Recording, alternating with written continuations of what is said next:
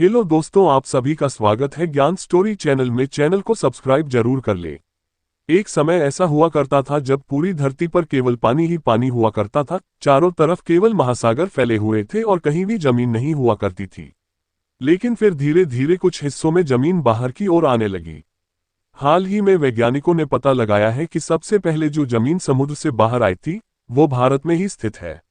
वैज्ञानिकों ने कुछ अहम खोज की है। पहली, धरती पर सबसे पहले महाद्वीप समुद्र से बाहर आने की घटना 70 करोड़ साल पहले ही हो गई थी। दूसरी, करीबन 3.2 अरब साल पहले जो जमीन पहले समुद्र बाहर आई वो भारत में थी। ये जानकारी proceedings of the national academy of sciences नाम की एक रिसर्च जर्नल में प्रकाशित हुई।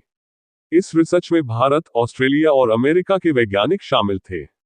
चलिए आपको बताते हैं आखिर कौन सी जगह है वो जहां जमीन पहले बाहर आई थी।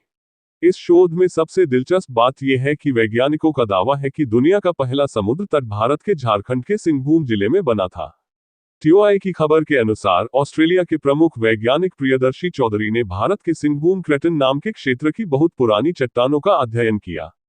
यह क्षेत्र पृथ्वी की स्थिर भूभाग का हिस्सा माना जाता है। उन्होंने इन 3.1 अरब साल पुरानी चट्टानों में मौजूद जिरकॉन नाम के कणों की रासायनिक बनावट का विश्लेषण किया। इससे ये पता चला कि ये कण नदियों और समुद्रों से जुड़े वातावरण में बने थे, यानी उस समय जमीन समुद्र के ऊपर थी।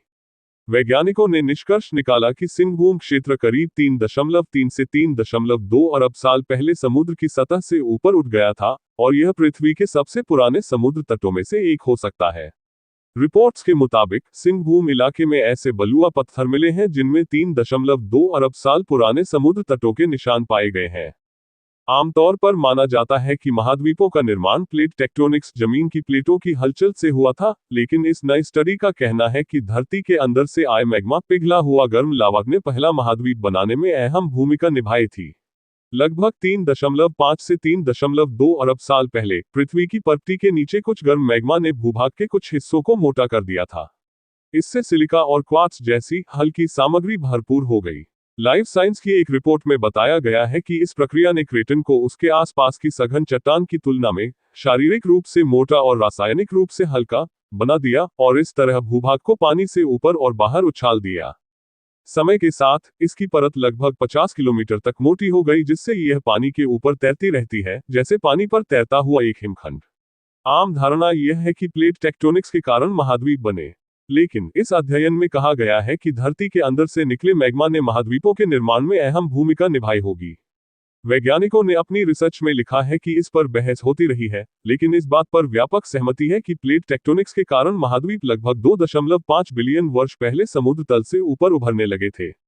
वैज्ञानिक आर्कियन क्रेटन के आग्नेय और तलछटी इतिहास को एकीकृत करते हैं ताकि यह प्रदर्शित किया जा सके कि स्थिर महाद्वीपीय भूभाग 3.3 से 3.2 बिलियन वर्ष पहले उभरने लगे थे, जो कि पहले से सोचे गए समय से 700 मिलियन वर्ष पहले है।